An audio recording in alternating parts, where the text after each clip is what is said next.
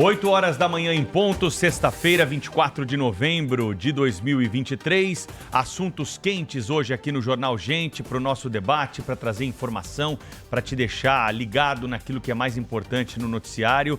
E nós vamos começar falando sobre a mobilização em curso já no Congresso Nacional para derrubar o veto do presidente Lula a respeito da prorrogação da desoneração da folha de pagamentos. Você escuta muito falar sobre esse assunto, se não está envolvido com essa questão diretamente, às vezes não parou para pensar, mas nós estamos num momento crítico para esta situação.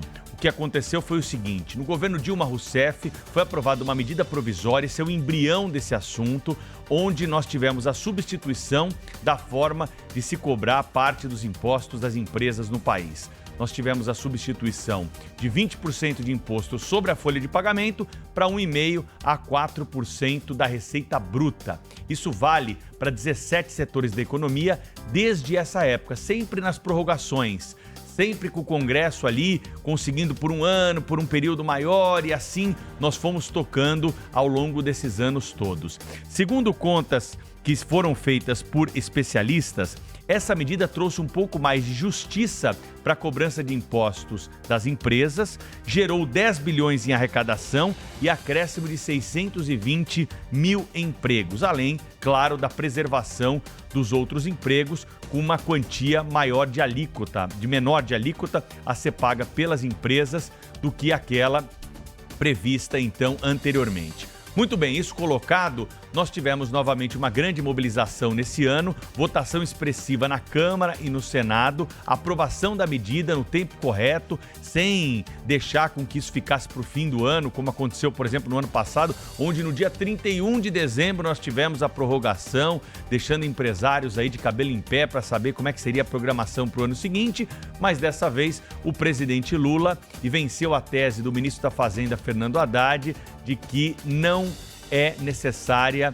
a desoneração da folha de pagamento para esses setores da nossa economia. O que, claro, gera uma reação muito negativa por parte dos empresários, os setores da economia que movimentam a roda da economia brasileira estão, claro, muito preocupados com o que pode acontecer, mas muito esperançosos com posições com as dos quais deputados e senadores já estão externando nas suas redes sociais, como, por exemplo, o relator da medida no Senado, o senador Ângelo Coronel, que ontem mesmo já trouxe esta informação de que já está trabalhando para a derrubada do veto. Vamos acompanhar.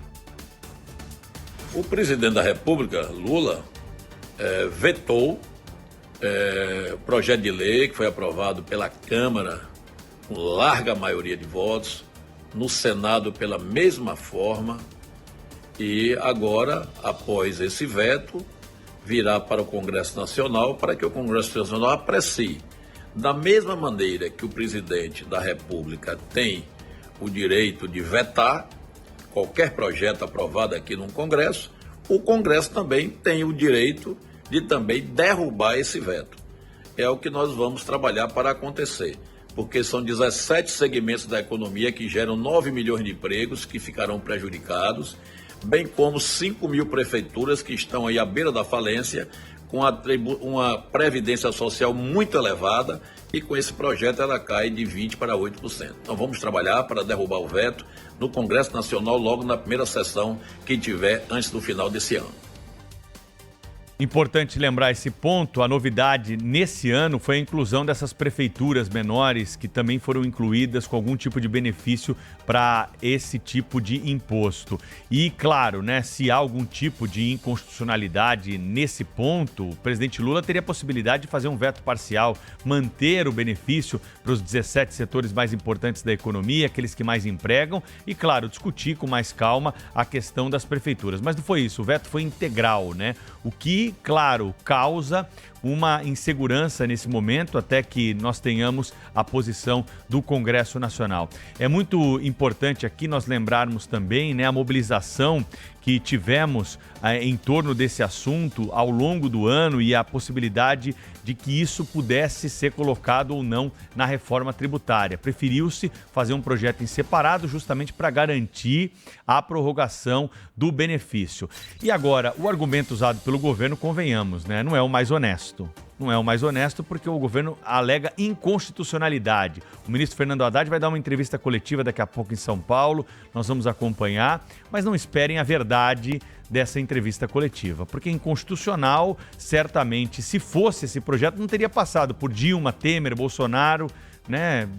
Presidentes da República, governos que têm visões absolutamente diferentes a respeito da economia, a respeito dos outros assuntos, e isso passou ao longo de todos esses anos e nunca foi inconstitucional. Não tivemos nenhuma mudança na Constituição nesse ponto que pudesse tornar o projeto agora inconstitucional. Então, o que é, na verdade, todos nós sabemos, né? O governo quer cumprir esse déficit zero, não quer cortar gastos, quer continuar com esse Estado imenso, precisa arrumar de algum jeito o dinheiro. E vai arrumar em cima do lombo dos empresários que, de alguma forma, terão de pagar imposto maior se essa medida não vier a ser modificada pelo Congresso Nacional.